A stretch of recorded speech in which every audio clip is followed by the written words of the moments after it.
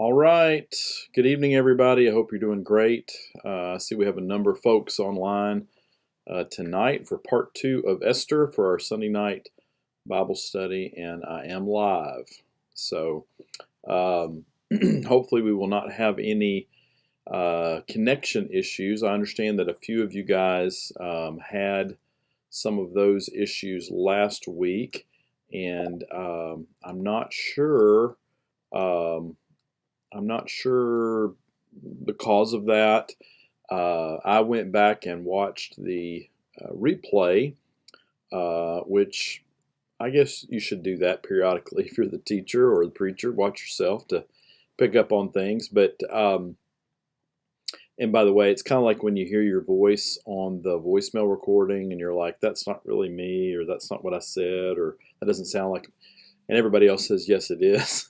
But anyway, it's a lot like that. But um, anyway, I did not notice anything. I noticed a couple comments while I was at small group. I was kind of keeping an eye on it, but there were no. I did not notice any breakups on my end. So I'd be curious if if you were watching last week and you had some sort of connection issue at a couple of times, maybe earlier in the class time. Let me know, and we'll kind of keep an eye on that as we proceed. So anyway, looks like our internet is good. I'm hardwired in, so it shouldn't be a problem. And like I said, I am live. But anyway, welcome. We've got a handful of folks on here tonight for the second part of Esther, and we've got some serious ground to cover.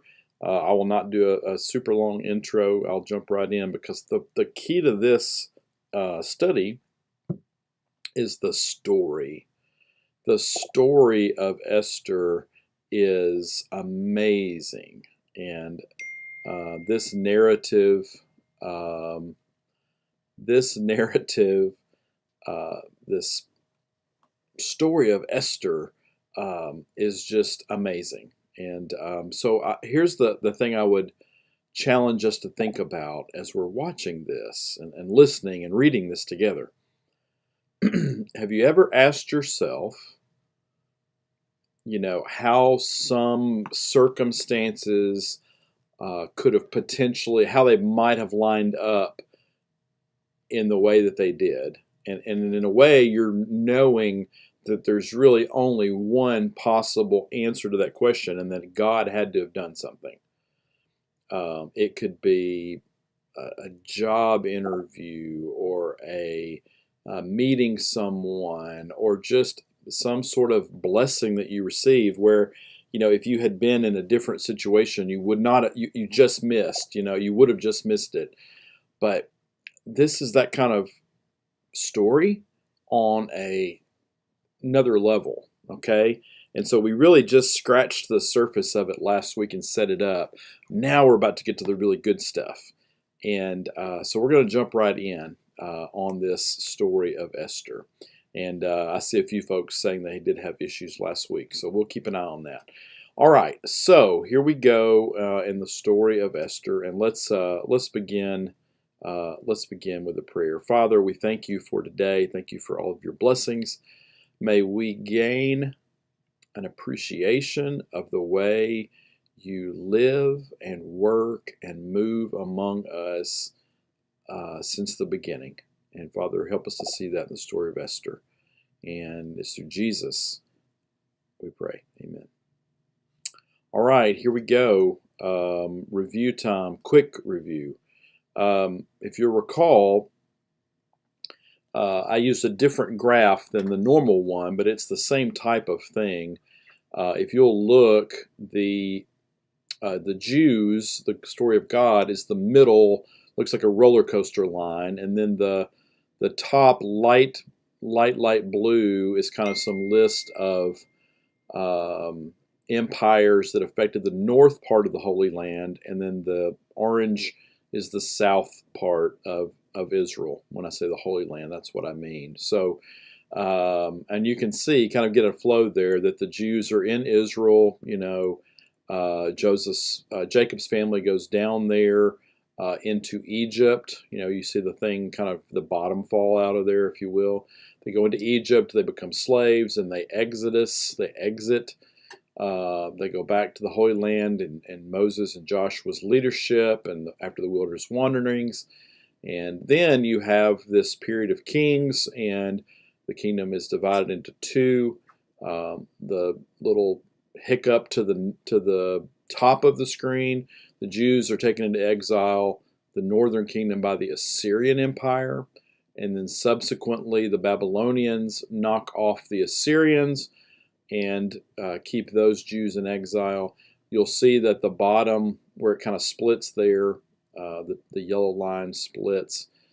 That's the southern kingdom, and then they eventually also go into Babylonian exile. And we know that from the story of Daniel. And all the prophets were prophesying throughout this period, saying, you guys need to change. This is what's coming. If you don't, God's going to discipline you, punish you for your idolatry and wickedness. And so that's kind of what we're going through. Again, that's a micro review. But look here, there's after the Babylonians, you have the Persian Empire.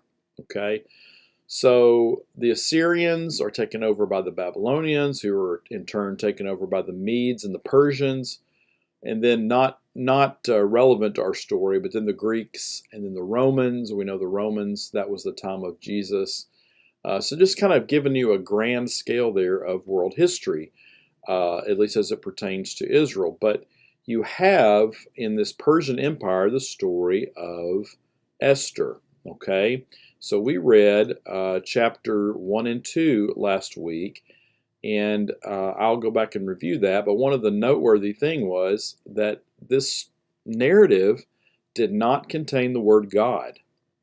And we're going to see that clearly God is present in this story. Just like I hinted at the beginning, this is one of those stories where you're like, only God could do this, right?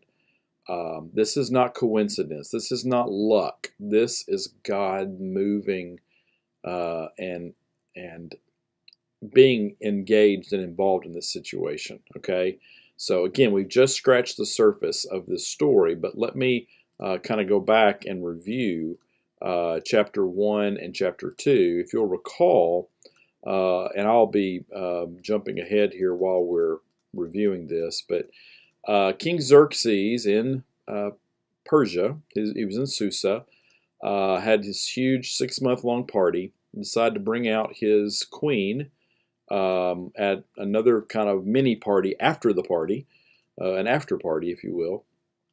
And so her name was Vashti, and she didn't want to come. She didn't want to be paraded around. And so Xerxes got mad and consulted his advisors, and they said, all right, she needs to be, replaced. And so they began this process of replacing her, deposing her.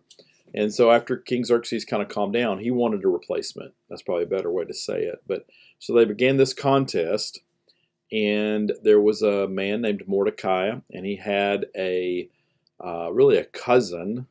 I always kind of think of uncle and niece relationship, but cousin, and her name was Hadassah or Esther, and she was beautiful.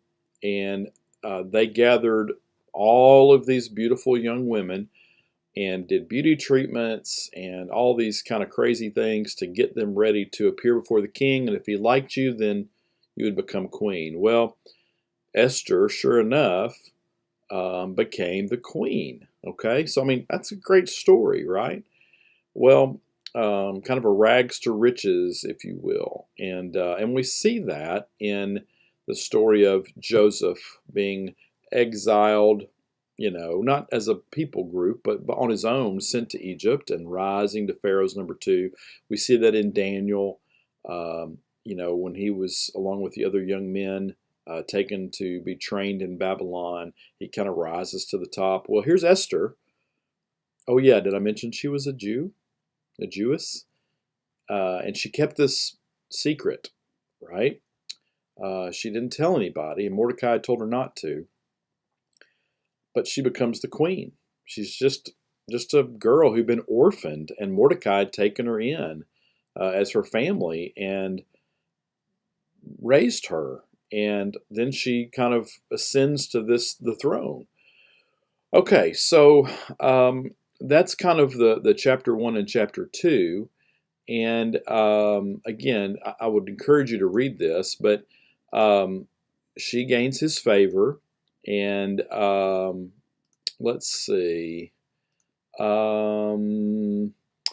At the same time, I think this is kind of where we ended up. At the same time that this was all going on, and Mordecai loved to kind of hang out around the gate of the city, around the king's gate, really, maybe to the palace. And he overheard two of the king's disgruntled guards talking about and conspiring to assassinate King Xerxes.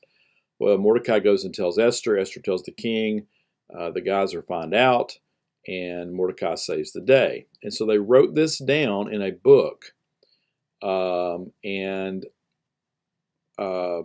kind of keeping up with the things that are going on there in history. Okay, so Mordecai saves the day through Esther. Okay, incredible backdrop, but you're not going to believe what's going to happen next. So let's jump right in to this story. It says, after these events, the king, and the events he's talking about was Mordecai saving the day, saving his life. King Xerxes honored Haman, the son of Hammedatha the Agagite, elevating him and giving him a seat of honor higher than that of all the other nobles. So Haman kind of ascends to the, I don't want to say vice presidency, but certainly a high role. And so all the other officials bow down, they pay honor to him, for the king had commanded this concerning him. But here's the problem. Mordecai would not kneel down or pay him honor. And don't forget, Mordecai and Esther are Jews. Haman is an Agagite, and not a Mede or Persian, but he'd kind of come to this role in Xerxes' government. And he wanted everybody to bow down to him. Mordecai's like, nope, not doing it. So let's see how that plays out. Then the royal officials at the king's gate asked him, why do you disobey the king's command? I mean, everybody else is bowing down. Well, day after day. They spoke to him, but he refused to comply. Therefore, they told Haman about it to see whether Mordecai's behavior would be tolerated, for he had told them he was a Jew. So here you go. You got Mordecai, who is refusing to bow down to another man, and these guards are kind of stirring it up a little bit. Okay, we got to see if Mordecai is going to get away with this, because he's a Jew. Well, Haman sees that Mordecai would not kneel, and so he was enraged. Okay, very, very angry. And then, learning who Mordecai's people were, he scorned the idea of killing only Mordecai.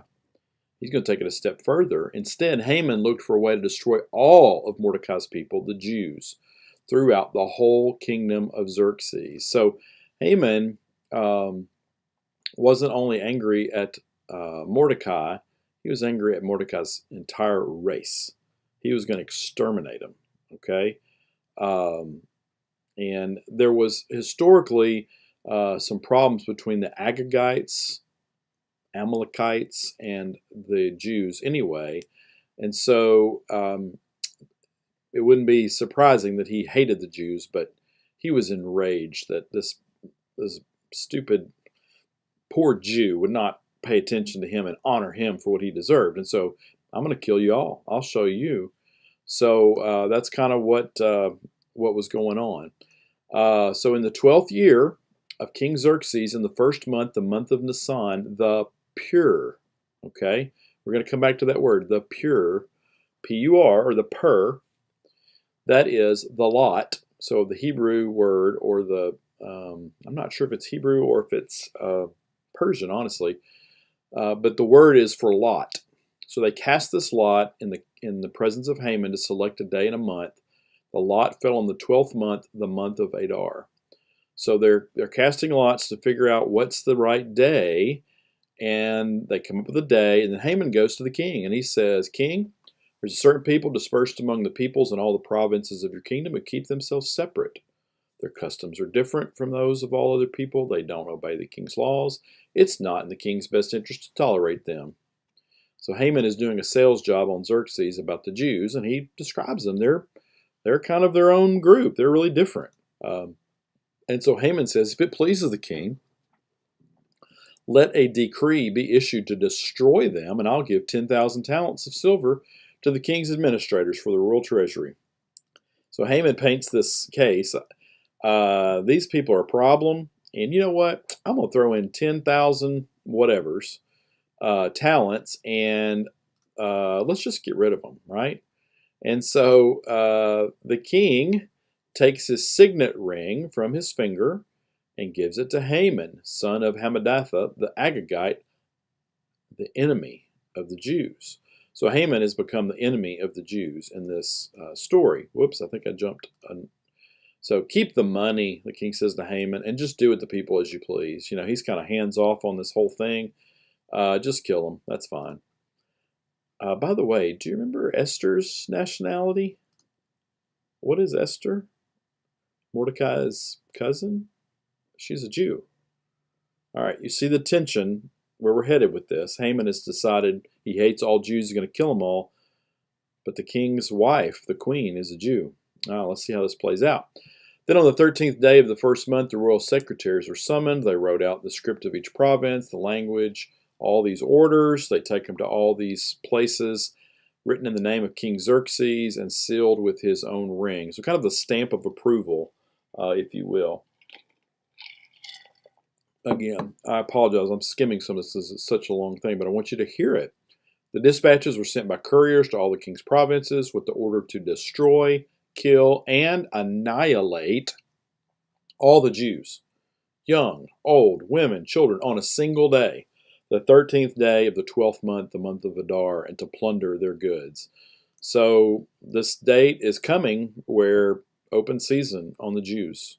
They're going to be destroyed. And so a copy of the text of this edict was to be issued as law in every province and made known to the people of every nationality so they'd be ready for that day. So basically, they're saying it's open season on the 13th of Adar. Go for it. Take their stuff. Kill them. Annihilate them. Man, that sounds like, you know, a purge, right? I mean, I don't watch this, but there's this movie that periodically will show up as an advertisement. And it's like where you can just do what you want to do and you can exterminate people. And that's what this is.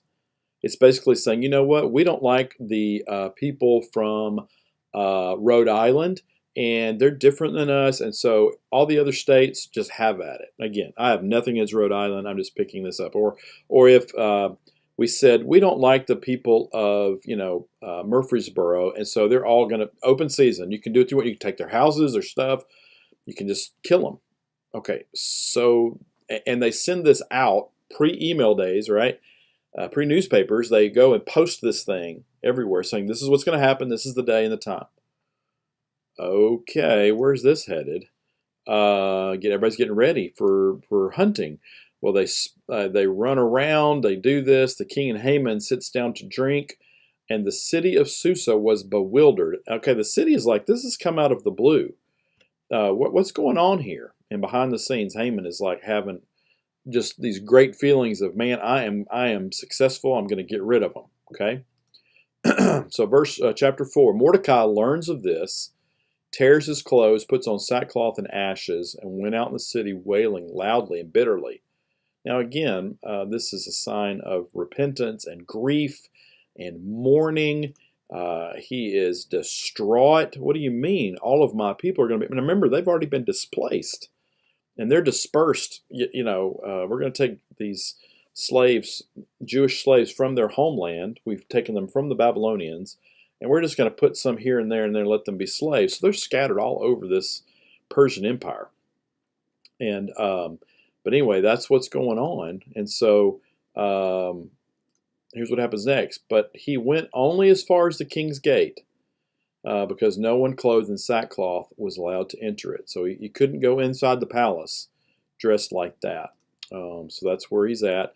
In every province, the news came. There was great mourning, fasting, weeping, wailing. They all laid in. Okay, so they're just distraught. Our lives are over. So when Esther's eunuchs and female attendants came and told her about Mordecai, she was in great distress. And she said, here's some clothes for him to put on instead of his sackcloth. But he wouldn't take them. The queen is like, look, get him up out of the dirt. Get him, cleaned up. This is crazy. He needs to put on these good clothes. And so Esther summons Hathach. I love that name. Not Haystack, but Hathach, one of the king's eunuchs assigned to attend her, and ordered him to find out what is troubling Mordecai. Why is he doing this? Why is he laying around moaning and groaning and wailing and dressed, to signify his distress? What could that possibly be about? She has no clue. She has no clue what is going on. So Esther sends one of her assistants and goes out to Mordecai, finds him at the king's gate where he's always hanging out. Mordecai tells him everything that had happened, including the exact amount of money Haman said he would pay for the destruction of the Jews. And he also gave him a copy of the text. So here's what's been said, right? To show Esther, please tell my cousin, my daughter, my niece, whatever you want to, this Esther, tell her what's going on. Go to the king. Beg for mercy, plead for your people. And Hathach went back and reported to Esther what Mordecai had said. Then she instructed him to say to Mordecai, all the king's officials and the people of the royal provinces know that for any man or woman who approaches the king in the inner court without being summoned, the king has this one law, that they be put to death, unless the king extends the gold scepter to them and spares their lives. But 30 days have passed since I was called to go to the king. So Esther's like, okay, that's great. You want me to go to the king, but he has a law. And if you don't knock on the king's door and go just willy-nilly in there, he has to call for you. And I haven't been there in 30 days. Now, there's one exception. If you go to the king and he has his scepter and he lowers it to you, then you're free to approach. Okay? So here's Esther. And she is sending this message back to Mordecai. It's been a month I haven't been near him. When Esther's words reported to Mordecai, he sent back this answer. Mordecai is straight talking. Don't think because you're in the king's house, you alone of all the Jews will escape. Hey, don't think you're going to get out of this because you're the queen. You're a Jew. And nobody knows it. But don't think you're going to get away with it. Don't be fooled, right? And so, whoops. For if you remain silent at this time, this is Mordecai's words, relief and deliverance for the Jews will arise from another place. But you and your father's family will perish. Who knows but that you have come to your royal position for such a time as this? I'll read that again. Who knows but that you have come to your royal position for such a time as this? Those are some wise words. Mordecai says, Esther, you're not going to get out of this. Don't you think God put you in this position as the queen for this situation? Isn't that how else could it have happened? Yes, you're beautiful, but this sure seems like one of those God coincidences, right? And so he shares that with her. And we'll come back to this as part of an application, but and I'm beginning to wonder if we're actually going to finish tonight. But I don't want to overlook this story. It's an incredible story, and it's just getting better. Okay, but Mordecai wisely says, Esther, think about it. Why else would you be in this position? This is unheard of. A Jewish orphan girl becoming the queen. Maybe God put you in this position to do something. And Who knows? But you have come to your royal position for such a time as this. What a great line. Then Esther replies to Mordecai, Go, gather all the Jews who are in Susa, and fast for me. Don't eat or drink for 3 days, night or day.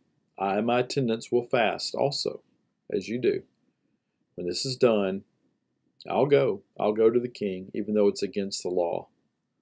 And if I perish, I perish. That is a courageous young woman. Courageous, bold, and wise. Okay, I'm going to do it. I'm going to go to the king. I'm going to approach him about this. And I want, before I go, I want there to be prayer and fasting for 3 days. You know, they knew that this date was coming in the future. But nonetheless, she said, I want you to get everybody that you can in the city, and I'm going to do it, and my attendants and my assistants are going to do it. We're going to pray, we're going to fast, we're going to ask God. She was leading she was the queen. She showed leadership and courage and boldness and a spiritual heart to do what she needed to do, even if it meant the cost of her life. If I perish, I perish. I'm going to do it. I want to be prayed up, if you will, though. And so, man, that just gives me goosebumps. We need courage like that. Men, women, old, young, it doesn't matter. We need courageous God followers who recognize I'm going into application now, who realize that they've been put in positions to do things. And that they didn't get there by their own merit, but God put them there. Again, Daniel, Joseph, right? Esther, Moses. God can write the best stories. And here is one of those stories. So let's press on. I think I jumped again. So Mordecai went away, carried out all of Esther's instructions. On the 3rd day, after all this fasting, Esther puts on a royal robe, stands in the inner court of the palace in front of the king's hall, takes a deep breath. Oh, that's not in there, but I bet she did. And the king was sitting on his royal throne in the hall facing the entrance. So she comes down this long hall. When he sees Queen Esther standing in the court, he was pleased with her, held out to her the gold scepter that was in his hand. So Esther approached and touched the tip of the scepter. So step 1, getting permission to approach the king, and not losing your life for barging in or acting like you have something so important that the king has to deal with it. He's the king, you're not, even though you're the queen. And he extends the scepter. And she approaches because he's glad to see her. God gave her favor in his eyes. Oops. Then the king asked, What is it, Queen Esther? What's your request? Even up to half the kingdom it will be given to you. Wow, he really is favorably disposed to her. If it pleases the king, replied Esther, what's she going to ask for? Let the king, together with Haman, come today to a banquet I've prepared for him. What? She invites the king, and I get that, but she also invites Haman to a banquet. Okay. Sure. I mean, we already know the king likes to party, so anyway, bring Haman at once, the king said, so we may do what Esther asked. And so the king and Haman went to the banquet Esther had prepared. As they were drinking wine, the king again asked Esther, Now, what's your petition? It will be given to you. What is your request? Even up to half the kingdom, it will be granted. I mean, he is still wanting to know, okay, what do you really want here? Esther replied, My petition and my request is this, to come tomorrow to another banquet I'm going to prepare. Then I'm going to answer the question. And again, it's funny because she says, let the king and Haman come tomorrow to another banquet. Okay. Hey, come to a banquet. That's what I want. And I'll tell you. Well, you come to the banquet. And it's like, well, come tomorrow to the banquet, and I'll tell you.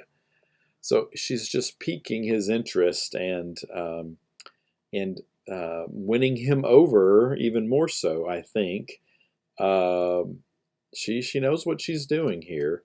So Haman is getting to go to this banquet with the king. Just the two of them are the guests. Well, Haman goes out. He is happy and high in spirits. I mean, he is pumped. But when he saw Mordecai at the king's gate, observed that he neither rose nor showed fear in his presence, he was filled with rage against Mordecai. Okay, imagine this. Pardon me. Haman has just, I mean, he's been buttering up the king to get things done. Now the queen wants him at the banquet, just him and the king. And I mean, and I've got another banquet with them tomorrow. I mean, I am on my way. I am pumped. And then he goes out and then he sees his, I don't want to say arch enemy because they don't seem to be on level playing fields, but the person he hates the most, Mordecai, who refuses to honor him, to bow before him or anything, and he just blows a gasket.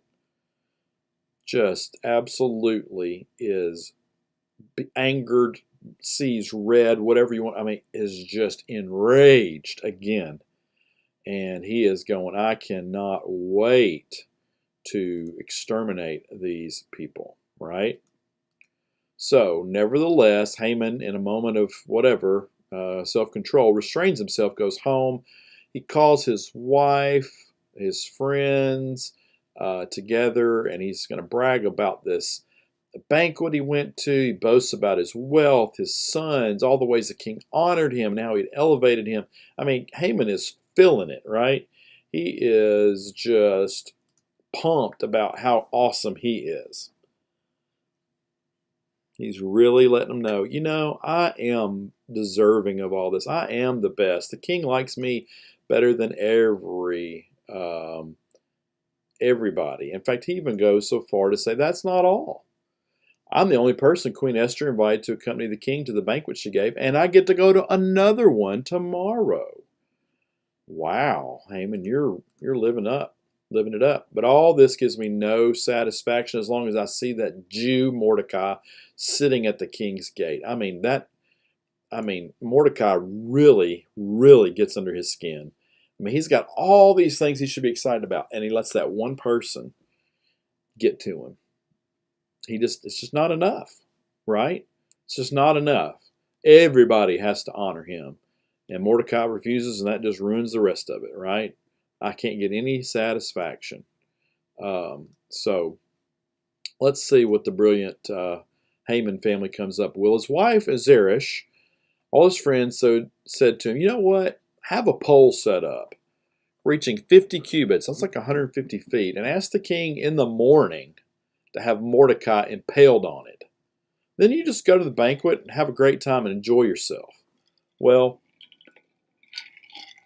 the suggestion delighted Haman, and he had the pole set up. I mean, I don't know about you guys, but, when I'm really angry with somebody, that's what I do. I go have like some sort of torture device put up in my front yard, and I plan to have someone impaled on it. I remember that's what happened to the two guards earlier. So this was obviously a pretty common Persian punishment, right?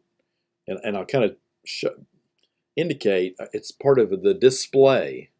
This is what happens to people when they're punished, right? You think to the cross, right? It wasn't just to inflict agony, but it was a message to everyone else. You think about in Puritan days, the stockade or public humiliation that goes along with the torture and the pain and the shame. So Haman's like, that's a great idea. Let's call Acme Builders and have them throw up a 150-foot pole, and we'll put Mordecai on top of that thing, and that'll do it. Tomorrow I'm doing it. You're right. I'm sick of this. All right. Story's getting good, isn't it? Whoopsie.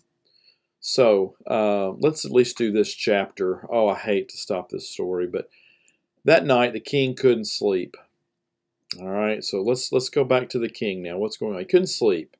So he ordered the book of the Chronicles, the record of his reign, to be brought in and read to him. That's what everybody needs is story, a good book, a good bedtime story to help them go to sleep. I don't know about you. Maybe you read at bedtime. Maybe you do that to try to cause you to calm down or whatever. What could be better to be read to me as the king than all the great things I've done? Let's go get my diary, my history book that you guys have been composing for me, my scrapbook, and let's read that. Let's read it. And that'll make me happy and calm and all the good things I've done. And so let's find out what happens. What was found recorded there in this book that Mordecai had exposed Bigthana and Teresh. Oh, yeah.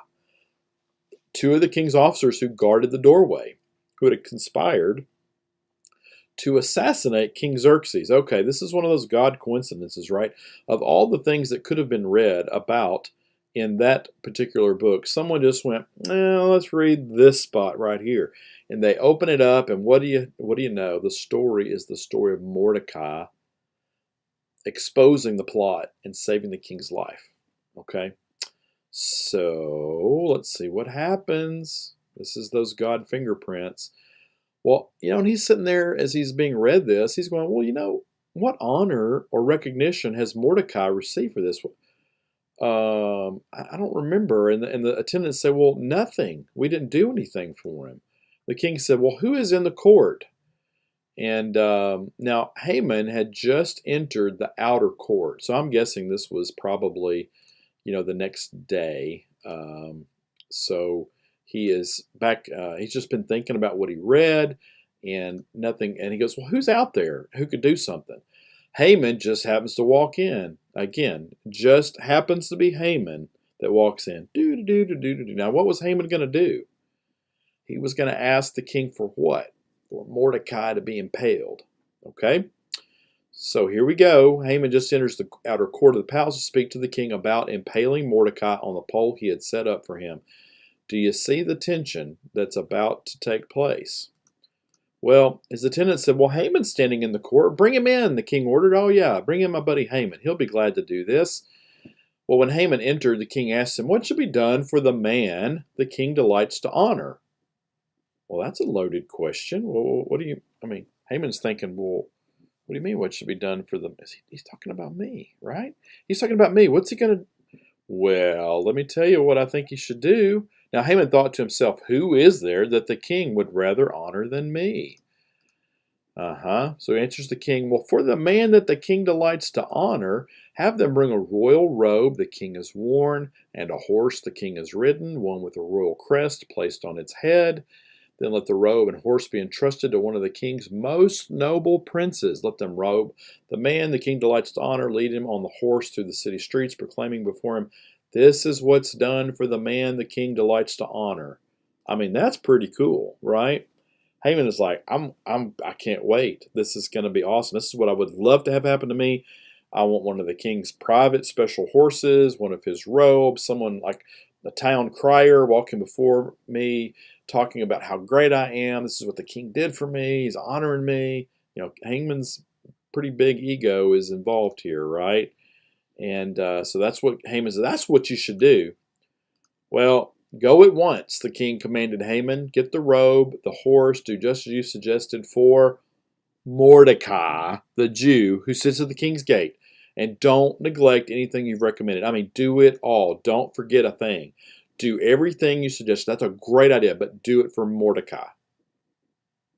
Now remember why Haman had come in there to get Mordecai killed. And now he's having to, oh boy, this is bad. This is an awkward turn. So Haman gets the robe, the horse. He robed Mordecai, led him on horseback through the city streets, proclaiming for him, this is what's done for the man the king delights to honor. Yeah, I'm sure the sincerity was just dripping, right? So afterward, Mordecai returned to the king's gate, but Haman rushed home with his head covered in grief. So it begins to dawn on Haman, the person that I hate the most, that I just had to parade around and honor him before the king. Nothing's going to happen to Mordecai. He's untouchable. Um, that whole dream of mine has been shattered, right? It's been shattered. So he goes home and he's covered in grief. He tells his wife and his friends everything that happens, and they say, since Mordecai, before whom your downfall has started, is of Jewish origin, you can't stand up against him. You're going to come to ruin, dude. You're in trouble. Yeah, they figured it out. Haman, you're toast. Okay, you are going to come to ruin. All right. So while they were still talking with him, the king's eunuchs arrived and hurried Haman away to the banquet Esther had prepared. Oh yeah, banquet number 2 still hasn't even happened yet, right? So it's been a busy day for Haman, right? A busy 24 hours or so. The first banquet, riding high, comes home, tells his family, but then he's mad about Mordecai. They give him this great idea to impale Mordecai. He bebops into the king's palace, ready to lay out his plan, and didn't know that the king had had a dream, had had some insomnia, and had been reminded of Mordecai's help, and gets kind of the irony of him parading Mordecai around. He realizes, dude, this is a big mess. And about that time, before he can even really deal with it all, they come in and they're taking Haman to this banquet with the queen and the king. All right, we're going to stop there in the interest of time. And if you want to, you can read ahead. That would be totally okay and understood. And we'd be ready for Esther 7. So we will pick up this story the next time we meet. We will not have class the next 2 weeks, though. So you've got plenty of time to cheat and look ahead in the story. Next week is the Sunday after Thanksgiving. A lot of people have family in town, etc. So we will not have a Bible study Sunday night, but we will do. We'll not do one the following December the 4th or 5th, whatever it is, because of Supper with Santa. We will do one, like, I believe it's the 12th, that whatever that second weekend in December is, and we'll do one the 19th. Okay, so before I forget, I need to tell you that. But anyway, do you see God's fingerprints all over this story? I mean, don't you just kind of see it? I mean, He has. Again, the word God has never been used. God's name has never been used in the story. But these things are not coincidences. There's no way, right? It's impossible. And so here we see Esther now on the verge of giving the king the information she wants him to have about a plan or plot from Haman to exterminate the Jews. Now, he already knows about the plot. He signed off on it. But she's about to reveal something. I think we know what, don't we? Remember, she is a Jew and he doesn't know.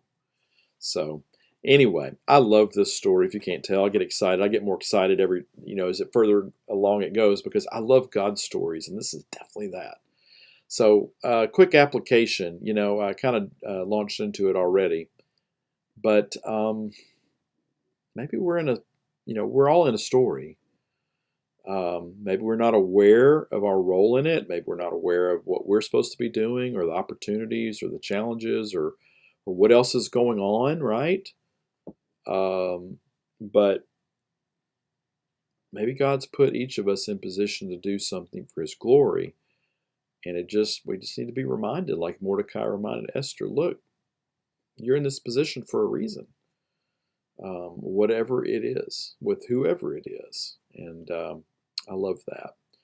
All right, well, I'm gonna wrap it up. We've been rolling pretty long here today, but we will wrap up the story of Esther the next time we gather, and we'll kind of press on from there. And I want you to have a great evening. God bless you, and I will see you later.